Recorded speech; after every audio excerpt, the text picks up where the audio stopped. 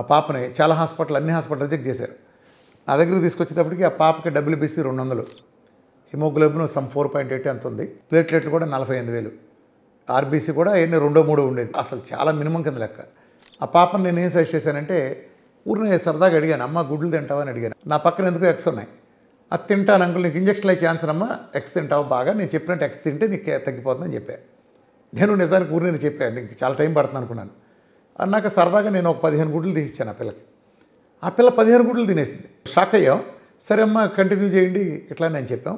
ఆ పిల్లకి రోజు 15 గుడ్లు తీసుకుంది. కరెక్ట్గా 14 రోజుల తర్వాత రిపోర్ట్లు చూస్తే 200 WBC కాస్త 18,800కి వచ్చింది. 18,840 టు బి ప్రిసైజ్ అనుకుంటా. అట్లానే 5 లోపు ఉండే హిమోగ్లోబిన్ కూడా 13 పాయింట్ సంథింగ్ వచ్చింది, 13.3 ఎంతో. అట్లనే 48,000 ఉండే ప్లేట్లెట్స్ కూడా కేవలం 14 రోజుల డేటే. ఈ చెప్పిన మిరకల్స్ అని జరిగింది 14 రోజుల డైటు. దాంట్లో రోజు 15 కోడిగుడ్లు. ప్లేట్లెట్లు 48,000 నుంచి 1,74,000కి కేవలం 14 రోజులు పెరిగింది. సో ఇది ఎగ్స్ సృష్టించిన విప్లవం.